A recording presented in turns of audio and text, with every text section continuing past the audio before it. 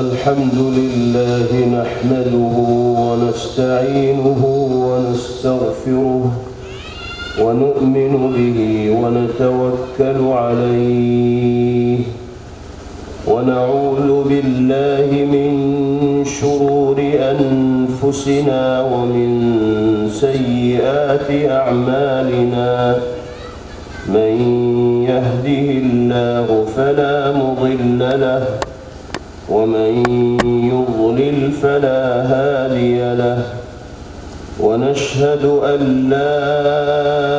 إله إلا الله وحده لا شريك له ونشهد أن سيدنا ونبينا وإمامنا وسندنا ومولانا محمدا عبده ورسوله صلى الله تبارك وتعالى عليه وعلى آله وصحبه وبارك وسلم تسليما كثيرا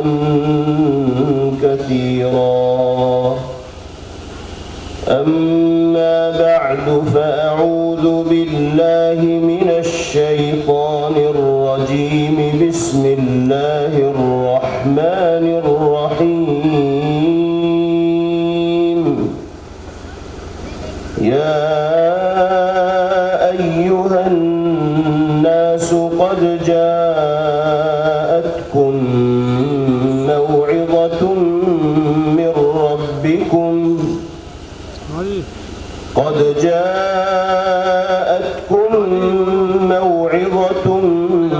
من ربكم وشفاء لما في الصدور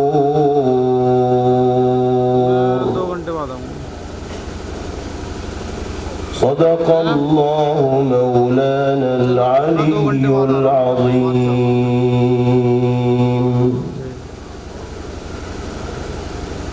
یہاں تشریف فرما قابل احترام حضرات علماء کرام، میرے محترم بزرگوں، بھائیوں اور عزیز طلباء اور پردہ نشین ماؤں اور بہنوں، سب سے پہلے ہم سب کو اس رب ذوالجلال کا شکر گزار ہونا چاہیے جس نے قرآن اور تعلیم دین کی نسبت پر یہاں جمع ہونے کی توفیق میسر فرمائی. باری تعالی ہمارے اور آپ کے مل بیٹھنے کو اپنی بارگاہ میں شرف قبول نصیب فرمائے. اس موقع پر ہم سب کی جانب سے مبارکبادی کے مستحق ہیں ہمارے وہ عزیز طلباء جنہوں نے اس اسکول میں تعلیم حاصل کرتے ہوئے قرآن پاک مکمل کیا ہے، اور آج کی یہ تقریب در حقیقت انہی بچوں اور بچیوں کی حوصلہ افزائی اور ہمت کو بڑھانے کے لیے منعقد ہوئی. اللہ تعالی ان بچوں کو ہر طرح کی علمی اور عملی ترقیات سے مالا مال فرمائے، دین کا سچا خادم بنائے اور تعلیم کے زیور سے آراستہ ہو کر اپنی ذات کو، اپنے وجود کو ہر اعتبار سے نافع اور سودمند بنانے کی توفیق مرحمت فرمائے. ان بچوں کی کامیابی میں جہاں ان کی اپنی محنت کار فرما ہے، وہیں بہت بڑا دخل ان کے اساتذہ کرام کا اور ان کی ٹیچرز کا ہے، جنہوں نے ان بچوں کے لیے وہ ماحول فراہم کیا، وہ موقع مہیا کیا کہ جس کا صحیح استعمال کرتے ہوئے ان بچوں نے اپنے آپ کو دینی اور عصری علوم سے باخبر کیا۔ اللہ تعالیٰ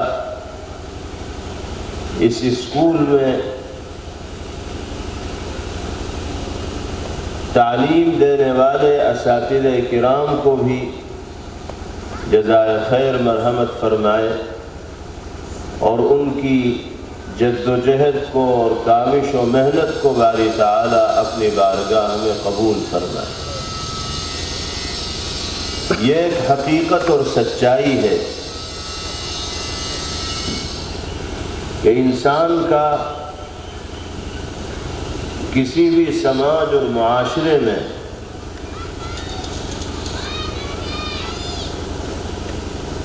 وزن، مقام اور اعتبار اسی وقت پیدا ہوتا ہے جب وہ تعلیم یافتہ ہو، ایجوکیٹڈ ہو، دینی اور عصری تقاضوں سے واقف ہو، باخبر ہو، اور علم کے ہتھیار سے لیس ہو کر زندگی گزارنے والا۔ تعلیم کی طاقت وہ طاقت ہے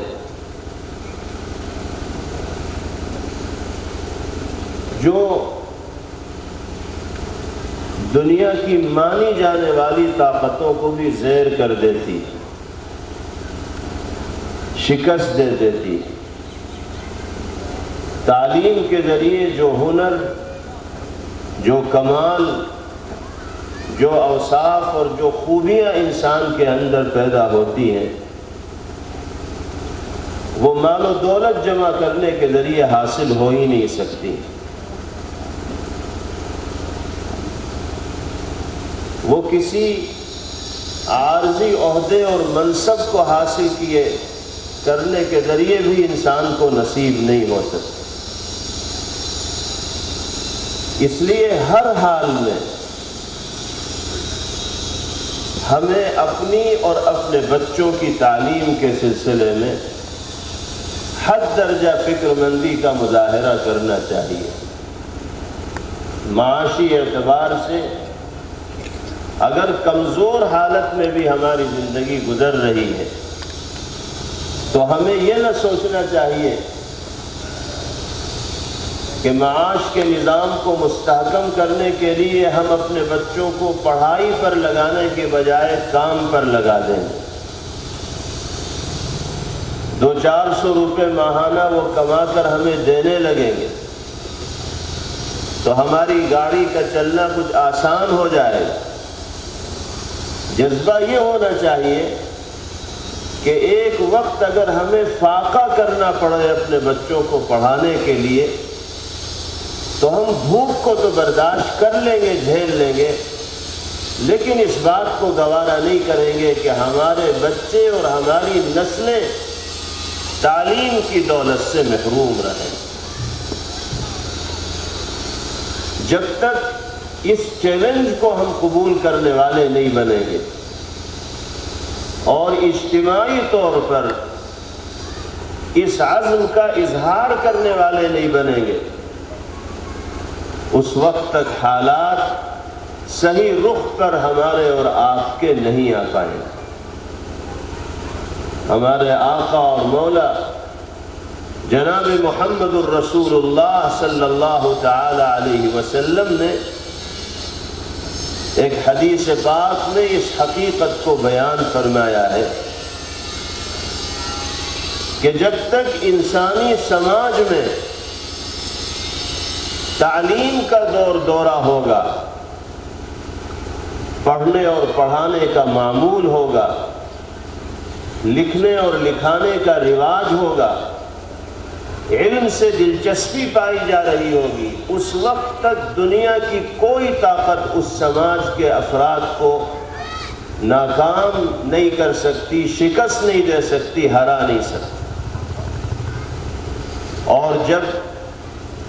کسی قوم کے اندر سے تعلیم کے حوالے سے دلچسپی ختم ہو جائے، علم حاصل کرنے کا جذبہ اس قوم کے لوگوں کے اندر نہ پایا جائے، بیکاری میں وقت برباد ہونے لگے، ادھر ادھر کے کاموں میں صبح سے شام تک انسان اپنی زندگی کو گنوانے لگے، تو دسیوں طرح کی مشکلات، دقتیں اور پریشانیاں مختلف شکلوں میں اس کی زندگی میں انفرادی طور پر بھی آئیں گی اور اجتماعی طور پر بھی آئیں گی۔ آج کل دنیا کی جو صورتحال ہے اور ملت اسلامیہ کو آپ کے اس ملک ہی میں نہیں، ساری دنیا میں جن حالات کا سامنا کرنا پڑ رہا ہے، اس کے ظاہری اسباب چاہے کچھ بھی ہو، ہم ان حالات کے لیے چاہے کسی کو بھی ذمہ دار اور قصوروار قرار دیں، لیکن حقیقت اور سچائی یہ ہے کہ تعلیم سے دور ہو کر، صحیح علم سے دور ہو کر، اللہ کی معرفت سے دور ہو کر اور نبی پاک علیہ السلام کی محبت و عظمت کے جذبات اور آپ کے احکامات پر عمل سے دور ہو کر ہم نے خود اپنے لیے گڑھے کھودنے کا کام کیا ہے، اپنے پیروں پر کلہاڑی مارنے کا کام کیا ہے، اپنی اور اپنے نسلوں کے مستقبل کو تاریک کرنے کا اور اندھیرے میں ڈالنے کا کام کیا ہے۔ آج بھی اگر ہمیں عزت و سربلندی، شوکت و رفعت اور سماج میں اپنا مقام حاصل کرنا ہے، اپنے کھوئے ہوئے اعتبار کو واپس لانا ہے، تو تعلیم کے ساتھ اسی دلچسپی کا مظاہرہ کرنا ہوگا جس کا مظاہرہ ہمارے بڑوں نے، ہمارے بزرگوں نے، ہمارے اکابر رحمہم اللہ نے کیا، اور جس کی تلقین اللہ نے بھی قرآن مقدس میں فرمائی اور جناب رسول اللہ صلی اللہ علیہ وسلم نے بھی احادیث طیبہ میں ذکر کی۔ خوشی کی بات ہے کہ آج جس پروگرام میں ہم اور آپ شریک ہیں، اس کا عنوان ہی تعلیمی بیداری ہے، اور وہ ایک اسکول اور تعلیمی ادارے کے احاطے کے اندر منعقد ہو رہا ہے۔ DSA میموریل اکیڈمی جناب ڈاکٹر شاکر علی صاحب نور اللہ مرقدہ کی یاد میں اس تعلیمی ادارے کا قیام عمل میں آیا، اور دونوں طرح کے علوم سے اس میں تعلیم حاصل کرنے والے بچوں کو آراستہ کیا جا رہا ہے۔ عصری تعلیم بھی دی جا رہی ہے، اور ابھی آپ کے سامنے ان بچوں کی بھی ہمت بڑھائی گئی اور حوصلہ افزائی کی گئی جنہوں نے یہاں تعلیم حاصل کرنے کے دوران قرآن پاک بھی مکمل کیا ہے، اور دین کے بنیادی عقائد و مسائل سے بھی وہ واقف اور باخبر ہوئے۔ آج کے دور میں اسی طرح کے تعلیمی اداروں کو قائم کرنے کی، ان کو رواج دینے کی اور بڑھانے کی ضرورت ہے۔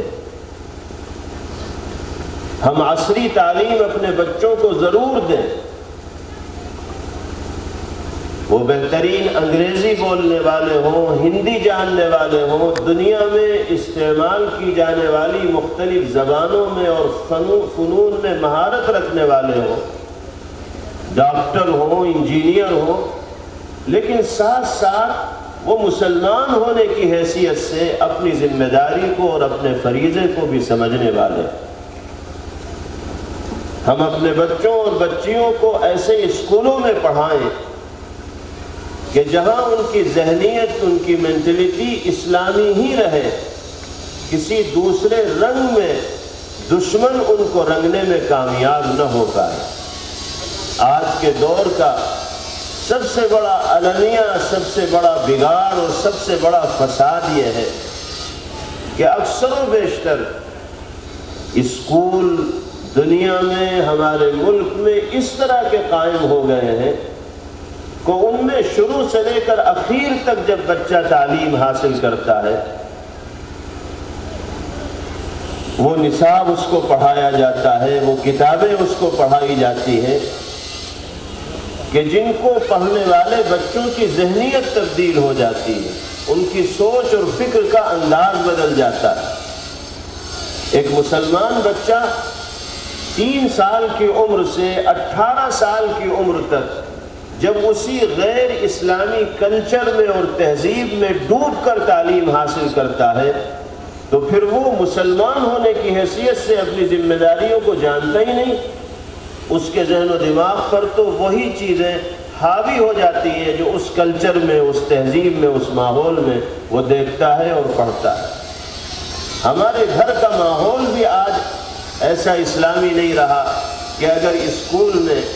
بچہ کوئی غلط بات سیکھے تو گھر میں آ کر اس کی اصلاح کر دی جائے، اس کو درست کر دیا جائے۔ نتیجہ اس کا یہ ہوتا ہے کہ یہی بچے جب بڑے ہوتے ہیں تو پھر یہ اپنے آپ کو قانون اسلامی کا پابند نہیں سمجھتے، شریعت اسلامیہ کا پابند نہیں سمجھتے۔ آزادانہ ماحول میں ان کی تعلیم ہوتی ہے، اسی ماحول میں زندگی گزارنا پسند کرتے ہیں۔ ایسے تعلیمی اداروں کے قیام کی بہت ضرورت ہے جن میں بچوں کو عصری تعلیم دلائی جا رہی ہو اور ساتھ ساتھ دین کے بنیادی عقائد و مسائل سے بھی ان کو واقف اور باخبر کرایا جا رہا ہو، قرآن مقدس کی تعلیم دی جا رہی۔ آپ کی بستی میں قائم یہ ادارہ اس فریضے کو حسن و خوبی کے ساتھ انجام دینے کی کوشش کر رہا ہے۔ اللہ تعالی اس تعلیمی ادارے کو ہر طرح کی ترقیات سے مالا مال فرمائے اور اس کی خدمت کرنے والے اساتذہ، اسٹاف، طلبہ، معاونین سب کو اللہ اپنی بارگاہ میں قبول فرمائے۔ مبارکبادی کے قابل ہیں ہمارے وہ طلبہ جن کو اللہ نے قرآن مقدس کی تلاوت کا سلیقہ عطا فرمایا، قرآن پاک پڑھنے کی دولت سے باری تعالیٰ نے ان کو سرفراز فرمایا۔ اب ان سب کی یہ ذمہ داری بھی ہے کہ ان کی زندگی کا کوئی دن ایسا نہ گزرنا چاہیے جس میں یہ اللہ کے کلام کی تلاوت نہ کرے۔ ہماری اور آپ کی بھی یہ ذمہ داری اور فریضہ ہے۔ اگر اللہ نے ہمیں قرآن پڑھنے کی توفیق مرحمت فرمائی ہے، قرآن پڑھنے کا سلیقہ سکھایا ہے، تو ہمیں مہینے میں 2-1 دن قرآن پاک کی تلاوت کر لینا اپنے لیے کافی نہیں سمجھنا، بلکہ جس طرح کھانا پینا روزانہ ہمارے لیے لازم اور ضروری ہے، اسی طریقے سے عادت ایسی بنا لی جائے کہ کوئی دن ایسا نہ گزرے جس میں اللہ کے کلام کی تلاوت نہ کی جاتی۔ قرآن سے تعلق، قرآن سے وابستگی، قرآن سے محبت، قرآنی تقاضے پر عمل دنیا میں بھی انسان کے لیے کامیابیوں کا اور سعادت کے حصول کا ذریعہ ہے اور آخرت میں بھی نجات اور سرخروئی کا ذریعہ ہے۔ اللہ تعالیٰ نے ارشاد فرمایا، یا ایھا الناس قد جاءتکم موعظۃ من ربکم وشفاء لما فی الصدور وَهُدًى وَرَحْمَةٌ لِّلْمُؤْمِنِينَ۔ اے لوگوں، اللہ تعالیٰ نے قرآن مقدس کی شکل میں نصیحت کا ایک سامان تمہارے درمیان نازل فرما دیا۔ اس کی ایک ایک آیت نصیحت ہے، ایک ایک آیت ہدایت کا سامان لے کر نازل ہوئی ہے۔ ایسا نسخہ اللہ نے قرآن مقدس کی شکل میں انسان کو عطا فرمایا کہ جو بھی اس پر عمل کرے گا کامیابیاں اس کے قدم چومتی چلی جائیں۔ وَشِفَاءٌ لِّمَا فِي الصُّدُورِ، قرآن سے محبت کا اظہار کرو گے قرآن کی تلاوت کا حق ادا کرو گے، قرآنی تقاضوں پر عمل کرنے والے بنو گے، تو اللہ کے اس کلام سے محبت تمہارے دلوں کو بھی روگ اور بیماریوں سے محفوظ کرنے کا سبب بنے گی، اور جسمانی بیماریوں سے بھی تمہاری حفاظت کا فیصلہ ہوگا۔ قرآن پاک کی تلاوت اور اس کے تقاضوں پر عمل انسان کے دلوں کی صفائی کا باعث بھی ہے، اور انسان کے جسم سے بیماریوں کے دور ہونے کا بھی باعث اور ذریعہ ہے۔ وَهُدًى وَرَحْمَةٌ لِّلْمُؤْمِنِينَ، اور سراپا ہدایت ہے اللہ کا یہ کلام، سیدھا راستہ دکھانے والا ہے، کامیابیوں کی منزل دکھانے والا ہے، اور باعث رحمت ہے ان تمام لوگوں کے لیے جو قرآن کی حقانیت و صداقت پر ایمان لانے والے۔ آخر میں فرمایا قُلْ بِفَضْلِ اللَّهِ وَبِرَحْمَتِهِ فَبِذَلِكَ فَلْيَفْرَحُوا هُوَ خَيْرٌ مِّمَّا يَجْمَعُونَ۔ نبی کریم علیہ السلام سے کہا جا رہا ہے کہ اللہ رب العزت والجلال کی جانب سے حاصل ہونے والے اس فضل و کرم اور رحمت و نعمت پر جتنی بھی اظہار خوشی کی جائے کم ہے۔ جس خوش نصیب انسان کو اللہ نے اپنے کلام کی دولت سے سرفراز فرمایا ہو،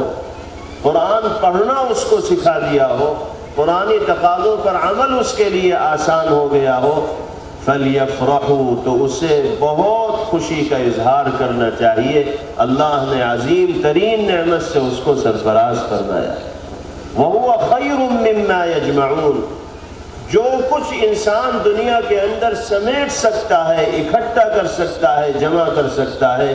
ان تمام دولتوں میں اور نعمتوں میں سب سے بہتر دولت و نعمت قرآن ہے، دولت کلام اللہ۔ آج کی اس مجلس میں، اس پروگرام میں خاص طور پر ان بچوں کی حوصلہ افزائی کی گئی ہے جن کے سینوں کو اللہ نے اسی دولت عظمی سے مالا مال فرمایا ہے، جن کی زبانوں پر اللہ نے اپنے کلام کی تلاوت کو آسان بنایا ہے۔ اللہ تعالی ہم سب کو قرآن مقدس سے حقیقی محبت اور قرآنی تقاضوں پر عمل نصیب فرمائے، اور شریعت و سنت پر استقامت کی دولت سے باری تعالی ہم سب کو سرفراز فرمائے۔ اس دنیا میں اللہ رب العزت والجلال نے انسانوں کو عارضی طور پر بھیجا ہے، یہ ہمیشہ رہنے کی جگہ نہیں ہے۔ کتنے دن انسان کو اس دنیا میں رہنا ہے اللہ کے سوا کوئی نہیں جانتا۔ دنیا کی زندگی کو عطا کیا گیا آخرت کی ہمیشہ کی زندگی کو بنانے کے لیے۔ ہر مسلمان کو دنیا کی زندگی میں آخرت کو بنانے کی فکر ہونی چاہیے۔ اللہ یہاں کی بھی عافیت عطا فرمائے، دنیا کی بھلائیوں سے بھی مالا مال فرمائے، اور آخرت کی نجات اور سرخروئی بھی باری تعالی ہمارے لیے مقدر فرمائے۔ یہی دعا اللہ تعالی نے دنیا میں بسنے والے انسانوں کو سکھلائی ہے۔ ربنا آتنا فی الدنیا حسنہ وفی الآخرۃ حسنہ، اے اللہ دنیا میں بھی ہمیں بھلائی عطا فرمائیے، نیکیاں عطا فرمائیے، اچھے اعمال کرنے کی توفیق عطا فرمائیے، ہر طرح کی کامیابیاں ہمارے لیے مقدر فرمائیے، اور آخرت میں بھی ہمارے لیے خیر کا فیصلہ فرمائیے، نجات اور سرخروئی کا فیصلہ فرمائیے۔ وقنا عذاب النار، اور جہنم کے عذاب سے ہم سب کی حفاظت فرمائیے۔ اس دعا کی تلقین کر کے اللہ رب العزت والجلال نے خاص طور پر اہل ایمان کو اور مسلمانوں کو یہ ہدایت دی کہ تمہیں دنیا میں رہتے ہوئے صرف دنیا کی فکر میں اپنے آپ کو غرق نہیں رکھنا ہے، بلکہ آخرت کی فکر کو بھی اپنے ذہن و دماغ میں زندہ رکھنا ہے۔ حضرات صحابہ کرام رضوان اللہ تعالی علیہم اجمعین کی پاکیزہ زندگیوں کا مطالعہ کیجیے،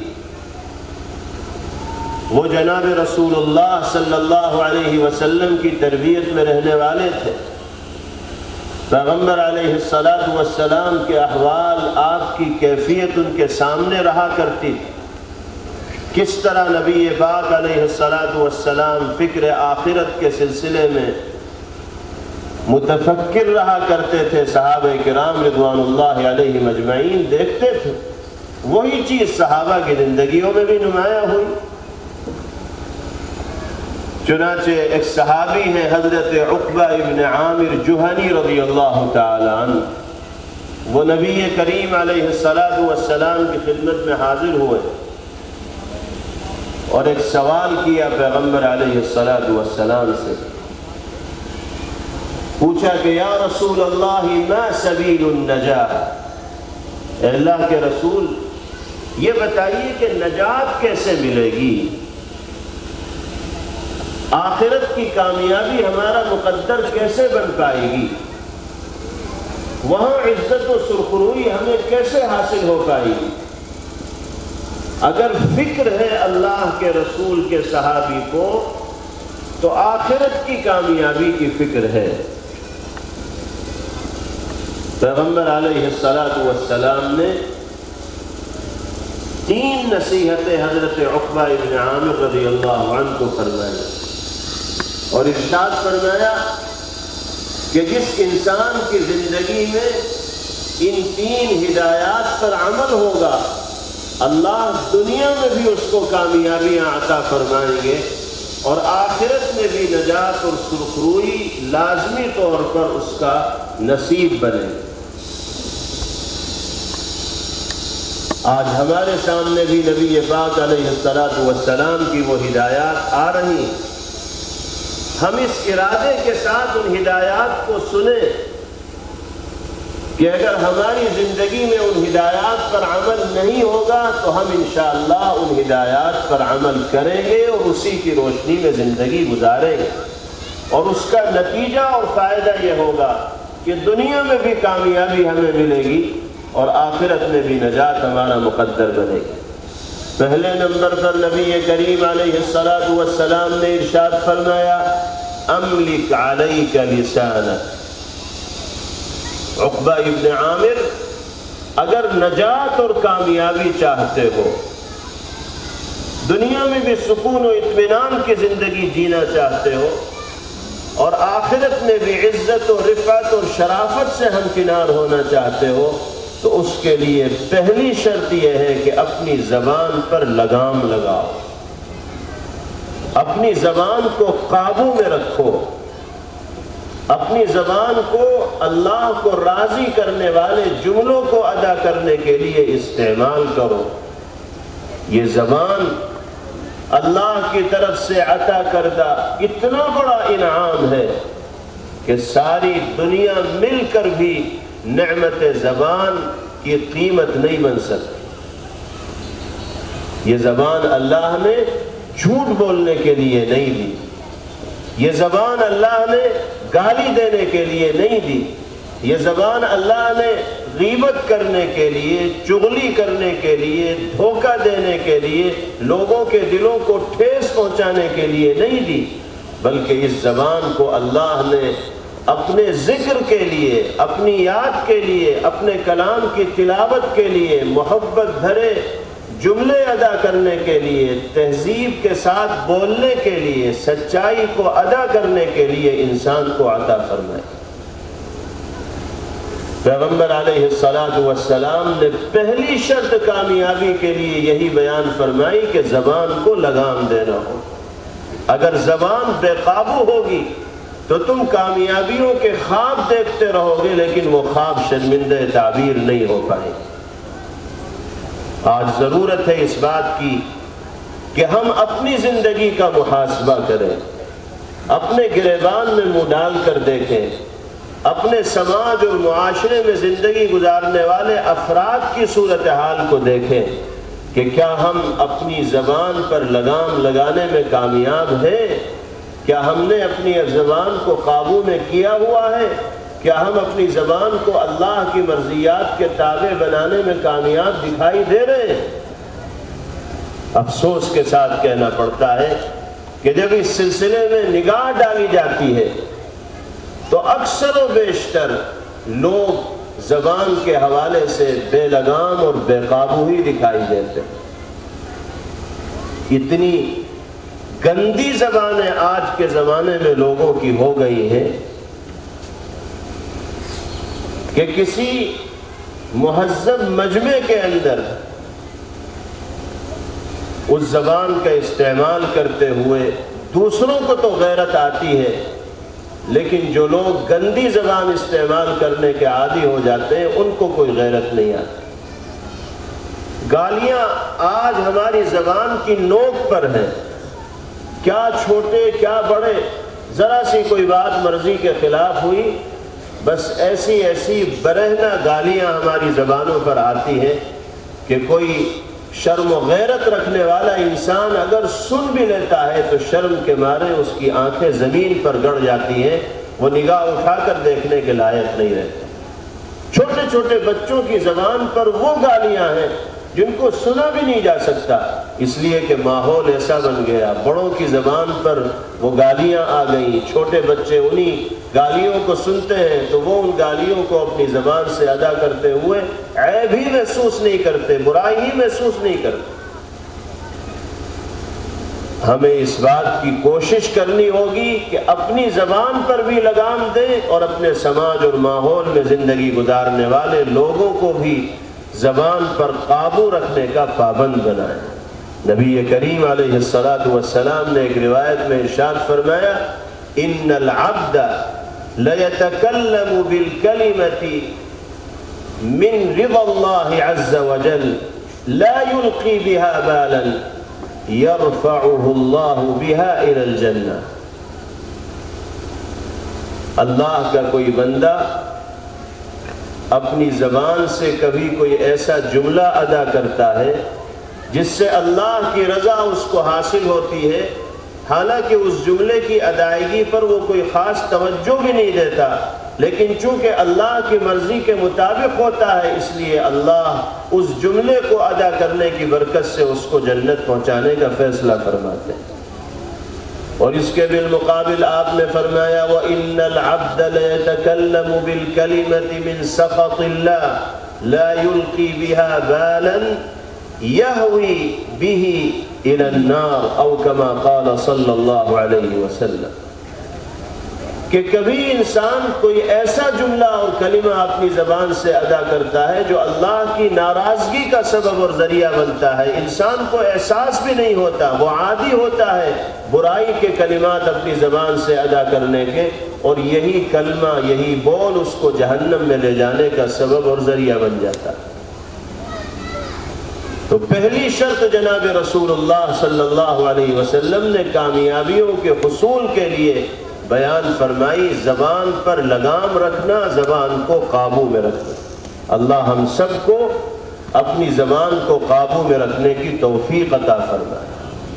اپنے بچوں کی اس انداز میں تربیت کرنے والے بنائیں کہ وہ بڑوں کی عظمت کو، ان کے احترام کو، ان کے مقام و مرتبے کو سمجھنے والے ہوں اور مہذب انداز میں، سنجیدہ انداز میں ان کے ساتھ گفتگو کرنے والے۔ نبی کریم علیہ السلام نے ایک روایت میں ارشاد فرمایا وَقِّرُ الْكَبِيرَ تُرَافِقْنِي فِي الْجَنَّةِ، بڑوں کا ادب کرو، بڑوں کا احترام کرو، بڑوں کی بات مانو، بڑوں کی عزت کرو، بڑوں کی اطاعت کرو، ان کا نام مہذب انداز میں لو، جنت میں اللہ تمہیں میرا ساتھ عطا فرمائے۔ انسان کے لیے یہ بہت بڑی سعادت کی چیز ہے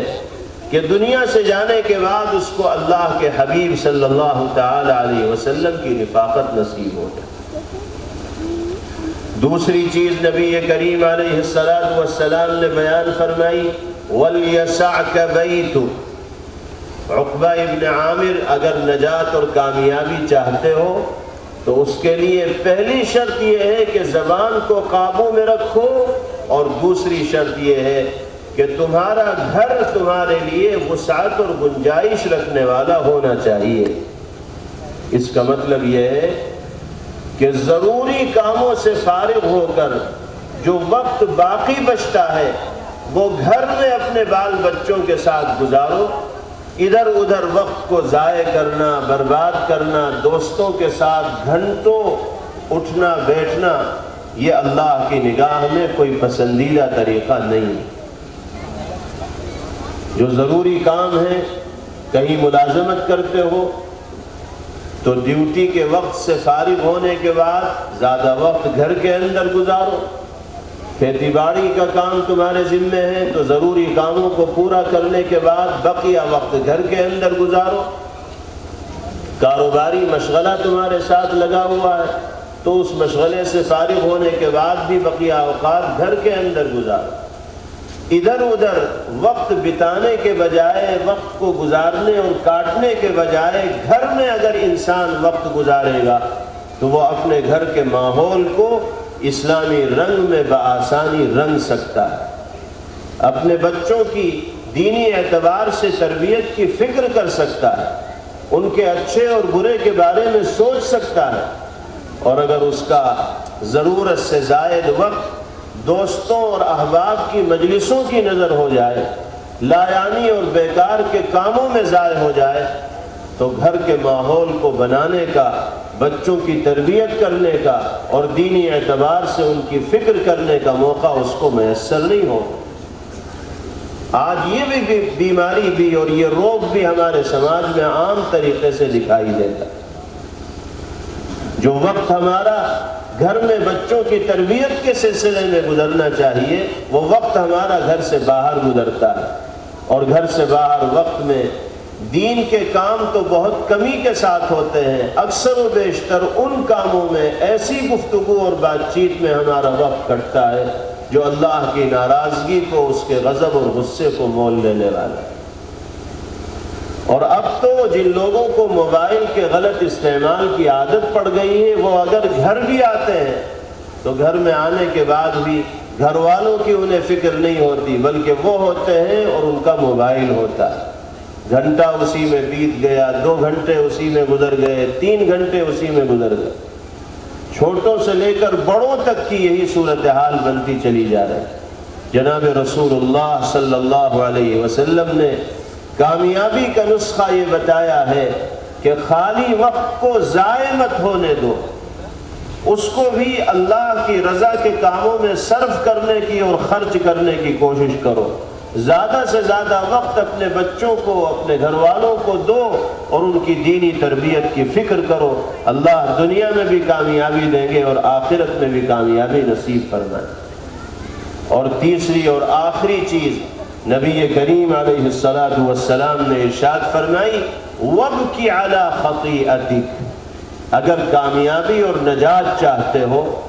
تو اپنی غلطیوں پر، اپنی خطاؤں پر، اپنی کوتاہیوں پر، اپنے قصور پر رونے والے اور گڑ گڑانے والے بنو۔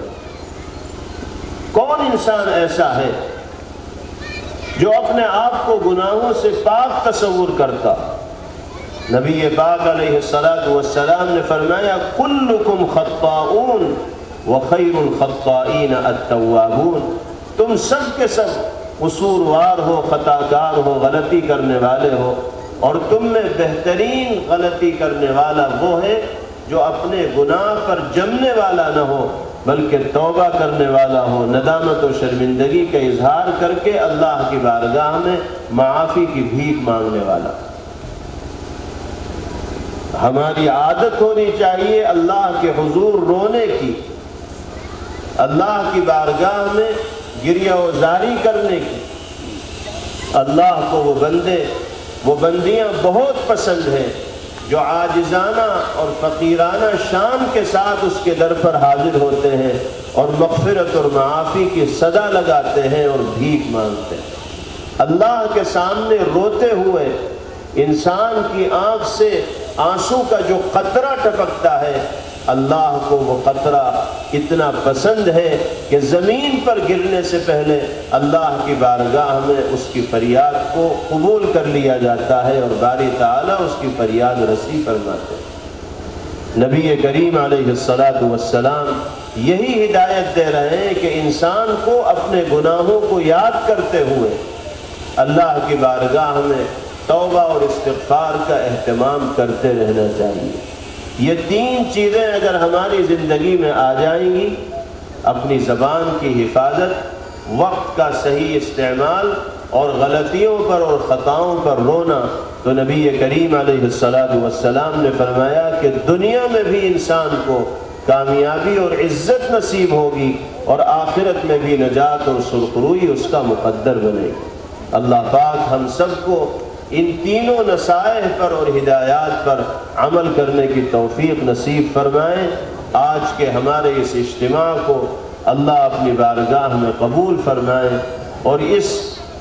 اکیڈمی کو اور عصری تعلیمی ادارے کو اللہ پاک ہر طرح کی ترقیات سے مالا مال فرمائیں۔ وآخر دعوانا ان الحمد للہ رب العالمین۔ تلقین اللہ نے بھی قرآن مقدس میں فرمائی اور جناب رسول اللہ صلی اللہ علیہ وسلم نے بھی احادیث طیبہ میں ذکر کی۔ خوشی کی بات ہے کہ آج جس پروگرام میں ہم اور آپ شریک ہیں اس کا عنوان ہی تعلیمی بیداری ہے، اور وہ ایک اسکول اور تعلیمی ادارے کے احاطے کے اندر منعقد ہو رہا ہے۔ DSA میموریل اکیڈمی جناب ڈاکٹر شاکر علی صاحب نور اللہ مرقدہ کی یاد میں اس تعلیمی ادارے کا قیام عمل میں آیا، اور دونوں طرح کے علوم سے اس میں تعلیم حاصل کرنے والے بچوں کو آراستہ کیا جا رہا ہے۔ عصری تعلیم بھی دی جا رہی ہے، اور ابھی آپ کے سامنے ان بچوں کی بھی ہمت بڑھائی گئی اور حوصلہ افزائی کی گئی جنہوں نے یہاں تعلیم حاصل کرنے کے دوران قرآن پاک بھی مکمل کیا ہے اور دین کے بنیادی عقائد و مسائل سے بھی وہ واقف اور باخبر ہوئے۔ آج کے دور میں اسی طرح کے تعلیمی اداروں کو قائم کرنے کی، ان کو رواج دینے کی اور بڑھانے کی ضرورت ہے۔ ہم عصری تعلیم اپنے بچوں کو ضرور دیں، وہ بہترین انگریزی بولنے والے ہوں، ہندی جاننے والے ہوں، دنیا میں استعمال کی جانے والی مختلف زبانوں میں اور فنون میں مہارت رکھنے والے ہوں، ڈاکٹر ہوں، انجینئر ہوں، لیکن ساتھ ساتھ وہ مسلمان ہونے کی حیثیت سے اپنی ذمہ داری کو اور اپنے فریضے کو بھی سمجھنے والے۔ ہم اپنے بچوں اور بچیوں کو ایسے اسکولوں میں پڑھائیں کہ جہاں ان کی ذہنیت، ان کی مینٹلٹی اسلامی ہی رہے، کسی دوسرے رنگ میں دشمن ان کو رنگنے میں کامیاب نہ ہو پائے۔ آج کے دور کا سب سے بڑا المیہ، سب سے بڑا بگاڑ اور سب سے بڑا فساد یہ ہے کہ اکثر و بیشتر اسکول دنیا میں، ہمارے ملک میں اس طرح کے قائم ہو گئے ہیں کہ ان میں شروع سے لے کر اخیر تک جب بچہ تعلیم حاصل کرتا ہے وہ نصاب اس کو پڑھایا جاتا ہے، وہ کتابیں اس کو پڑھائی جاتی ہیں کہ جن کو پڑھنے والے بچوں کی ذہنیت تبدیل ہو جاتی ہے، ان کی سوچ اور فکر کا انداز بدل جاتا ہے۔ ایک مسلمان بچہ 3 سال کی عمر سے 18 سال کی عمر تک جب اسی غیر اسلامی کلچر میں اور تہذیب میں ڈوب کر تعلیم حاصل کرتا ہے تو پھر وہ مسلمان ہونے کی حیثیت سے اپنی ذمہ داریوں کو جانتا ہی نہیں۔ اس کے ذہن و دماغ پر تو وہی چیزیں حاوی ہو جاتی ہیں جو اس کلچر میں، اس تہذیب میں، اس ماحول میں وہ دیکھتا ہے اور پڑھتا ہے۔ ہمارے گھر کا ماحول بھی آج ایسا اسلامی نہیں رہا کہ اگر اسکول میں بچہ کوئی غلط بات سیکھے تو گھر میں آ کر اس کی اصلاح کر دی جائے، اس کو درست کر دیا جائے۔ نتیجہ اس کا یہ ہوتا ہے کہ یہی بچے جب بڑے ہوتے ہیں تو پھر یہ اپنے آپ کو قانون اسلامی کا پابند نہیں سمجھتے، شریعت اسلامیہ کا پابند نہیں سمجھتے۔ آزادانہ ماحول میں ان کی تعلیم ہوتی ہے، اسی ماحول میں زندگی گزارنا پسند کرتے ہیں۔ ایسے تعلیمی اداروں کے قیام کی بہت ضرورت ہے جن میں بچوں کو عصری تعلیم دلائی جا رہی ہو اور ساتھ ساتھ دین کے بنیادی عقائد و مسائل سے بھی ان کو واقف اور باخبر کرایا جا رہا ہو، قرآن مقدس کی تعلیم دی جا رہی۔ آپ کی بستی میں قائم یہ ادارہ اس فریضے کو حسن و خوبی کے ساتھ انجام دینے کی کوشش کر رہا ہے۔ اللہ تعالیٰ اس تعلیمی ادارے کو ہر طرح کی ترقیات سے مالا مال فرمائے، اور اس کی خدمت کرنے والے اساتذہ، اسٹاف، طلبہ، معاونین سب کو اللہ اپنی بارگاہ میں قبول فرمائے۔ مبارکبادی کے قابل ہیں ہمارے وہ طلبہ جن کو اللہ نے قرآن مقدس کی تلاوت کا سلیقہ عطا فرمایا، قرآن پاک پڑھنے کی دولت سے باری تعالیٰ نے ان کو سرفراز فرمایا۔ اب ان سب کی یہ ذمہ داری بھی ہے کہ ان کی زندگی کا کوئی دن ایسا نہ گزرنا چاہیے جس میں یہ اللہ کے کلام کی تلاوت نہ کرے۔ ہماری اور آپ کی بھی یہ ذمہ داری اور فریضہ ہے۔ اگر اللہ نے ہمیں قرآن پڑھنے کی توفیق مرحمت فرمائی ہے، قرآن پڑھنے کا سلیقہ سکھایا ہے، تو ہمیں مہینے میں 2-1 دن قرآن پاک کی تلاوت کر لینا اپنے لیے کافی نہیں سمجھنا، بلکہ جس طرح کھانا پینا روزانہ ہمارے لیے لازم اور ضروری ہے، اسی طریقے سے عادت ایسی بنا لی جائے کہ کوئی دن ایسا نہ گزرے جس میں اللہ کے کلام کی تلاوت نہ کی جاتی۔ قرآن سے تعلق، قرآن سے وابستگی، قرآن سے محبت، قرآنی تقاضے پر عمل دنیا میں بھی انسان کے لیے کامیابیوں کا اور سعادت کے حصول کا ذریعہ ہے، اور آخرت میں بھی نجات اور سرخروئی کا ذریعہ ہے۔ اللہ تعالیٰ نے ارشاد فرمایا، یا ایھا الناس قد جاءتکم موعظۃ من ربکم وشفاء لما فی الصدور وہدی ورحمۃ للمؤمنین۔ اے لوگوں، اللہ تعالیٰ نے قرآن مقدس کی شکل میں نصیحت کا ایک سامان تمہارے درمیان نازل فرما دیا۔ اس کی ایک ایک آیت نصیحت ہے، ایک ایک آیت ہدایت کا سامان لے کر نازل ہوئی ہے۔ ایسا نسخہ اللہ نے قرآن مقدس کی شکل میں انسان کو عطا فرمایا کہ جو بھی اس پر عمل کرے گا کامیابیاں اس کے قدم چومتی چلی جائیں۔ وَشِفَاءٌ لِمَا فِي الصُّدُورِ، قرآن سے محبت کا اظہار کرو گے، قرآن کی تلاوت کا حق ادا کرو گے، قرآنی تقاضوں پر عمل کرنے والے بنو گے، تو اللہ کے اس کلام سے محبت تمہارے دلوں کو بھی روگ اور بیماریوں سے محفوظ کرنے کا سبب بنے گی، اور جسمانی بیماریوں سے بھی تمہاری حفاظت کا فیصلہ ہوگا۔ قرآن پاک کی تلاوت اور اس کے تقاضوں پر عمل انسان کے دلوں کی صفائی کا باعث بھی ہے، اور انسان کے جسم سے بیماریوں کے دور ہونے کا بھی باعث اور ذریعہ ہے۔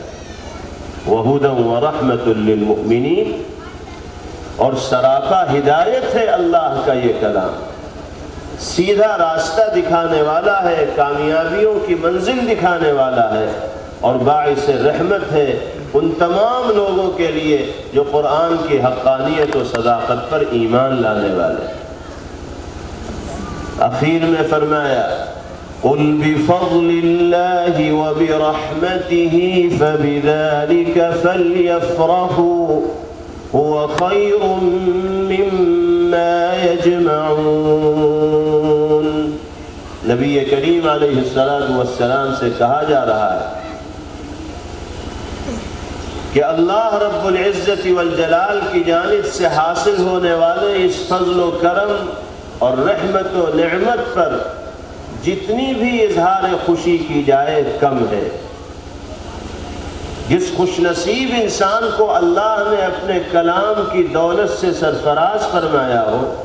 قرآن پڑھنا اس کو سکھا دیا ہو، قرآنی تقاضوں پر عمل اس کے لیے آسان ہو گیا ہو،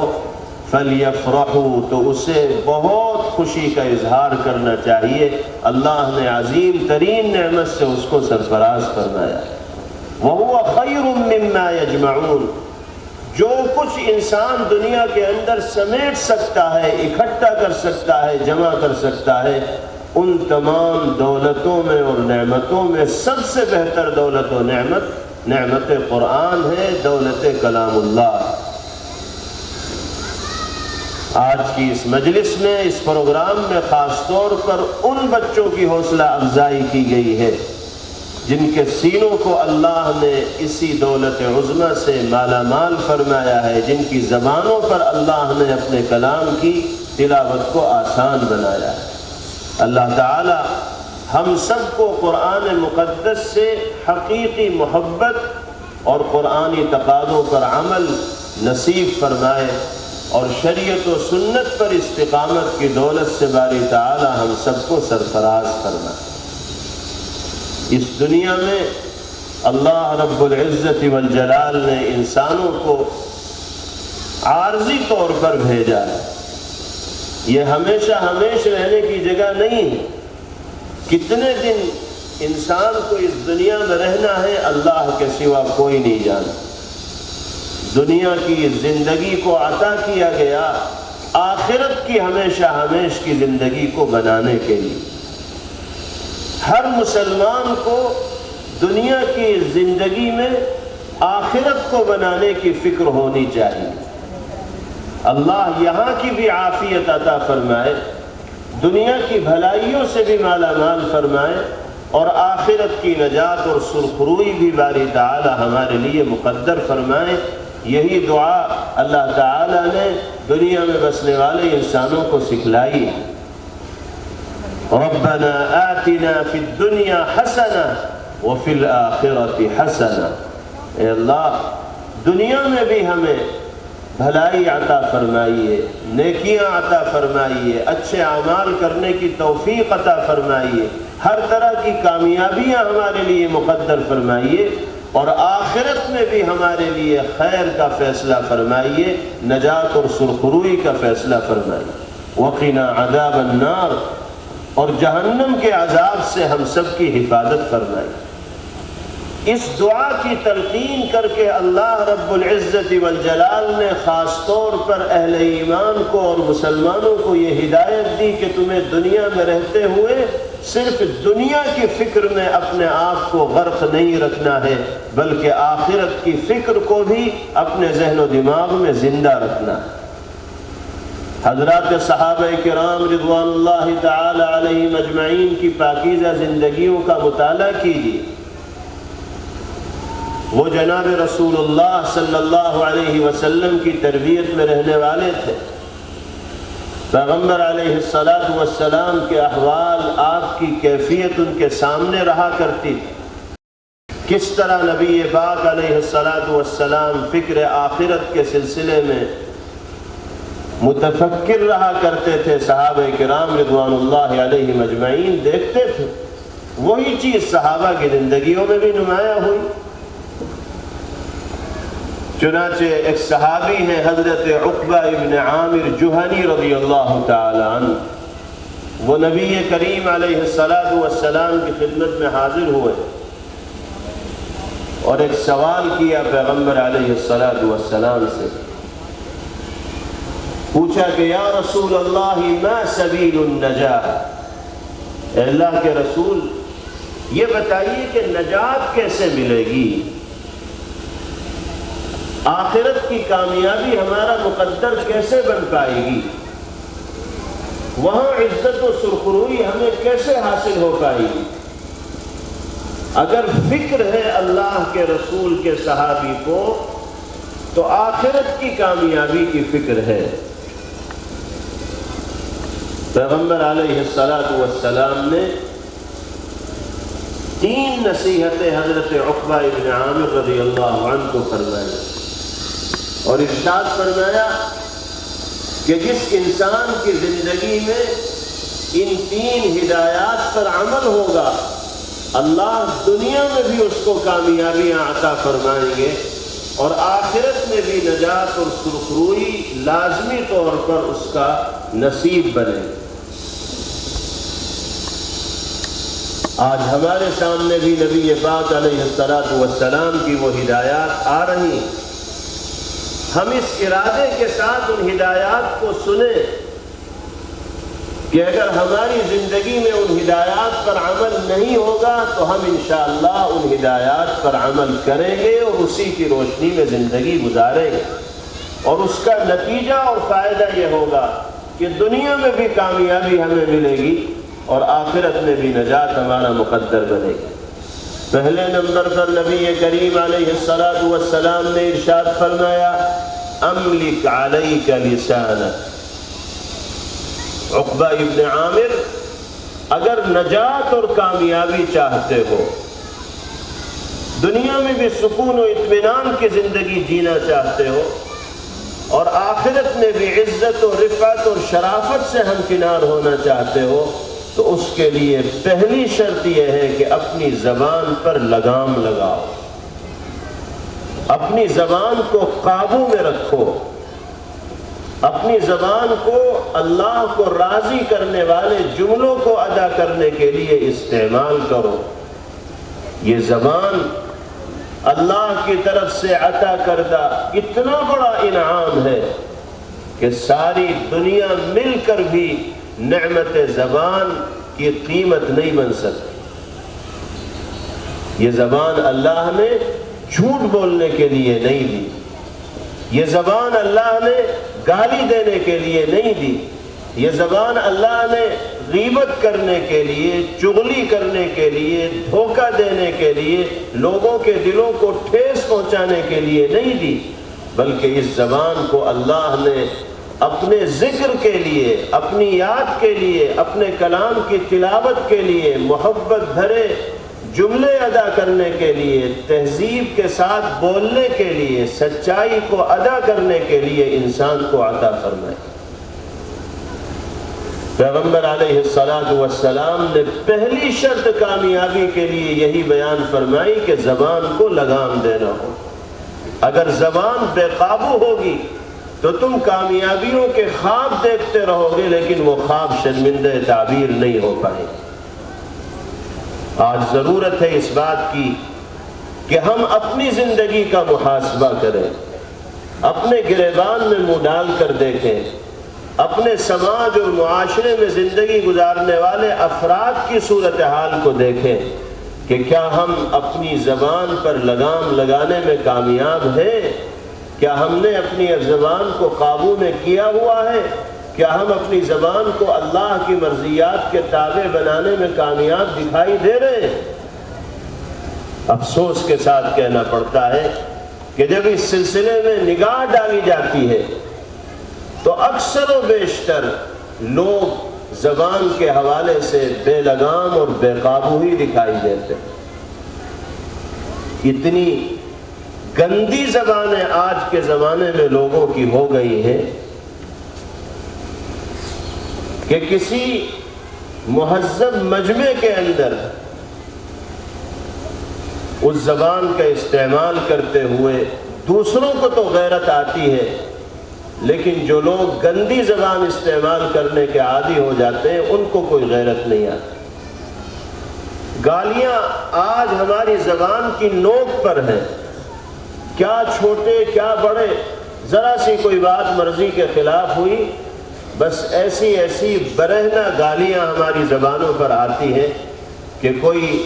شرم و غیرت رکھنے والا انسان اگر سن بھی لیتا ہے تو شرم کے مارے اس کی آنکھیں زمین پر گڑ جاتی ہیں، وہ نگاہ اٹھا کر دیکھنے کے لائق نہیں رہتے.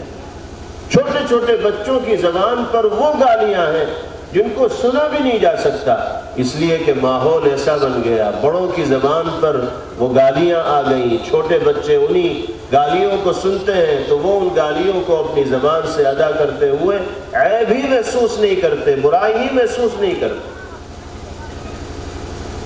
ہمیں اس بات کی کوشش کرنی ہوگی کہ اپنی زبان پر بھی لگام دیں اور اپنے سماج اور ماحول میں زندگی گزارنے والے لوگوں کو بھی زبان پر قابو رکھنے کا پابند بنائیں۔ نبی کریم علیہ الصلاۃ والسلام نے ایک روایت میں ارشاد فرمایا، ان العبد لیتکلم بالکلمۃ من رضا اللہ عز وجل لا یلقی بها بالا یرفعہ اللہ بها الى الجنہ۔ اللہ کا کوئی بندہ اپنی زبان سے کبھی کوئی ایسا جملہ ادا کرتا ہے جس سے اللہ کی رضا اس کو حاصل ہوتی ہے، حالانکہ اس جملے کی ادائیگی پر وہ کوئی خاص توجہ بھی نہیں دیتا، لیکن چونکہ اللہ کی مرضی کے مطابق ہوتا ہے، اس لیے اللہ اس جملے کو ادا کرنے کی برکت سے اس کو جنت پہنچانے کا فیصلہ فرماتے ہیں۔ اور اس کے بالمقابل آپ نے فرمایا، وَإِنَّ الْعَبْدَ لَيَتَكَلَّمُ بِالْكَلِمَةِ مِنْ سَخَطِ اللَّهِ لَا يُلْقِي بِهَا بَالًا يَهْوِي بِهِ إِلَى النَّارِ أَوْ كَمَا قَالَ صلی اللہ علیہ وسلم، کہ کبھی انسان کوئی ایسا جملہ اور کلمہ اپنی زبان سے ادا کرتا ہے جو اللہ کی ناراضگی کا سبب اور ذریعہ بنتا ہے، انسان کو احساس بھی نہیں ہوتا، وہ عادی ہوتا ہے برائی کے کلمات اپنی زبان سے ادا کرنے کے، اور یہی کلمہ، یہی بول اس کو جہنم میں لے جانے کا سبب اور ذریعہ بن جاتا ہے۔ تو پہلی شرط جناب رسول اللہ صلی اللہ علیہ وسلم نے کامیابیوں کے حصول کے لیے بیان فرمائی، زبان پر لگام رکھنا، زبان کو قابو میں رکھنا۔ اللہ ہم سب کو اپنی زبان کو قابو میں رکھنے کی توفیق عطا فرمائے، اپنے بچوں کی اس انداز میں تربیت کرنے والے بنائیں کہ وہ بڑوں کی عظمت کو، ان کے احترام کو، ان کے مقام و مرتبے کو سمجھنے والے ہوں، اور مہذب انداز میں، سنجیدہ انداز میں ان کے ساتھ گفتگو کرنے والے۔ نبی کریم علیہ الصلاۃ والسلام نے ایک روایت میں ارشاد فرمایا، وقر الکبیر ترافقنی فی الجنہ، بڑوں کا ادب کرو، بڑوں کا احترام کرو، بڑوں کی بات مانو، بڑوں کی عزت کرو، بڑوں کی اطاعت کرو، ان کا نام مہذب انداز میں لو، جنت میں اللہ تمہیں میرا ساتھ عطا فرمائے۔ انسان کے لیے یہ بہت بڑی سعادت کی چیز ہے کہ دنیا سے جانے کے بعد اس کو اللہ کے حبیب صلی اللہ تعالی علیہ وسلم کی رفاقت نصیب ہو جائے۔ دوسری چیز نبی کریم علیہ الصلاۃ والسلام نے بیان فرمائی، وَلْيَسَعْكَ بَيْتُكَ، عقبہ ابن عامر اگر نجات اور کامیابی چاہتے ہو تو اس کے لیے پہلی شرط یہ ہے کہ زبان کو قابو میں رکھو، اور دوسری شرط یہ ہے کہ تمہارا گھر تمہارے لیے وسعت اور گنجائش رکھنے والا ہونا چاہیے۔ اس کا مطلب یہ ہے کہ ضروری کاموں سے فارغ ہو کر جو وقت باقی بچتا ہے وہ گھر میں اپنے بال بچوں کے ساتھ گزارو، ادھر ادھر وقت کو ضائع کرنا، برباد کرنا، دوستوں کے ساتھ گھنٹوں اٹھنا بیٹھنا،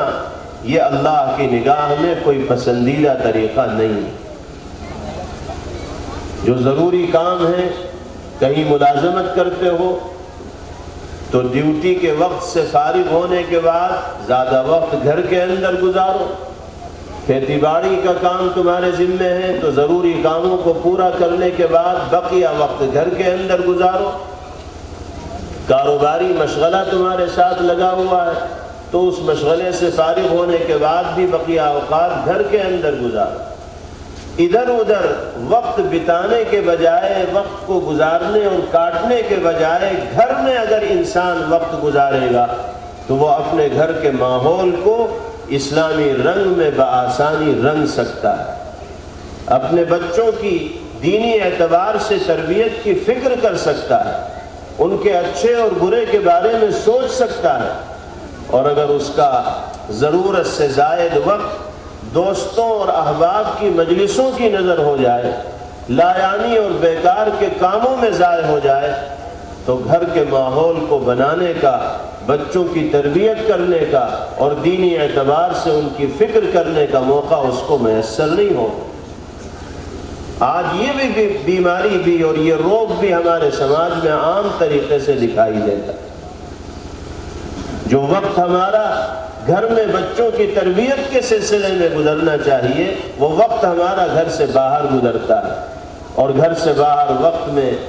دین کے کام تو بہت کمی کے ساتھ ہوتے ہیں، اکثر و بیشتر ان کاموں میں ایسی گفتگو اور بات چیت میں ہمارا وقت کٹتا ہے جو اللہ کی ناراضگی کو، اس کے غضب اور غصے کو مول لینے والا ہے۔ اور اب تو جن لوگوں کو موبائل کے غلط استعمال کی عادت پڑ گئی ہے، وہ اگر گھر بھی آتے ہیں تو گھر میں آنے کے بعد بھی گھر والوں کی انہیں فکر نہیں ہوتی، بلکہ وہ ہوتے ہیں اور ان کا موبائل ہوتا ہے۔ گھنٹہ اسی میں بیت گیا، 2 گھنٹے اسی میں گزر گئے، 3 گھنٹے اسی میں گزر گئے۔ چھوٹوں سے لے کر بڑوں تک کی یہی صورتحال بنتی چلی جا رہی ہے۔ جناب رسول اللہ صلی اللہ علیہ وسلم نے کامیابی کا نسخہ یہ بتایا ہے کہ خالی وقت کو ضائع مت ہونے دو، اس کو بھی اللہ کی رضا کے کاموں میں صرف کرنے کی اور خرچ کرنے کی کوشش کرو۔ زیادہ سے زیادہ وقت اپنے بچوں کو، والوں کو دو اور ان کی دینی تربیت کی فکر کرو۔ اللہ دنیا میں بھی کامیابی دیں گے اور آخرت میں بھی کامیابی نصیب فرمائے۔ اور تیسری اور آخری چیز نبی کریم علیہ السلام نے ارشاد فرمائی، وَابْكِ عَلَى خَطِيئَتِكَ، اگر کامیابی اور نجات چاہتے ہو تو اپنی غلطیوں پر، اپنی خطاؤں پر، اپنی کوتاہیوں پر، اپنے قصور پر رونے والے اور گڑ گڑانے والے بنو۔ کون انسان ایسا ہے جو اپنے آپ کو گناہوں سے پاک تصور کرتا؟ نبی پاک علیہ السلام نے فرمایا، کلکم خطاؤن وخیر الخطائین التوابون، تم سب کے سب قصوروار ہو، خطا کار ہو، غلطی کرنے والے ہو، اور تم میں بہترین غلطی کرنے والا وہ ہے جو اپنے گناہ پر جمنے والا نہ ہو بلکہ توبہ کرنے والا ہو، ندامت و شرمندگی کا اظہار کر کے اللہ کی بارگاہ میں معافی کی بھیک مانگنے والا۔ ہماری عادت ہونی چاہیے اللہ کے حضور رونے کی، اللہ کی بارگاہ میں گریہ و زاری کرنے کی۔ اللہ کو وہ بندیاں بہت پسند ہیں جو عاجزانہ اور فقیرانہ شان کے ساتھ اس کے در پر حاضر ہوتے ہیں اور مغفرت اور معافی کی صدا لگاتے ہیں اور بھیک مانگتے ہیں۔ اللہ کے سامنے روتے ہوئے انسان کی آنکھ سے آنسو کا جو قطرہ ٹپکتا ہے، اللہ کو وہ قطرہ اتنا پسند ہے کہ زمین پر گرنے سے پہلے اللہ کی بارگاہ میں اس کی فریاد کو قبول کر لیا جاتا ہے اور باری تعالیٰ اس کی فریاد رسی فرماتے ہیں۔ نبی کریم علیہ السلام یہی ہدایت دے رہے ہیں کہ انسان کو اپنے گناہوں کو یاد کرتے ہوئے اللہ کی بارگاہ میں توبہ اور استغفار کا اہتمام کرتے رہنا چاہیے۔ یہ 3 چیزیں اگر ہماری زندگی میں آ جائیں گی، اپنی زبان کی حفاظت، وقت کا صحیح استعمال اور غلطیوں پر اور خطاؤں پر رونا، تو نبی کریم علیہ السلام نے فرمایا کہ دنیا میں بھی انسان کو کامیابی اور عزت نصیب ہوگی اور آخرت میں بھی نجات اور سرخروئی اس کا مقدر بنے گی۔ اللہ پاک ہم سب کو ان تینوں نصائح پر اور ہدایات پر عمل کرنے کی توفیق نصیب فرمائیں۔ آج کے ہمارے اس اجتماع کو اللہ اپنی بارگاہ میں قبول فرمائیں اور اس اکیڈمی کو اور عصری تعلیمی ادارے کو اللہ پاک ہر طرح کی ترقیات سے مالا مال فرمائیں۔ وآخر دعوانا ان الحمد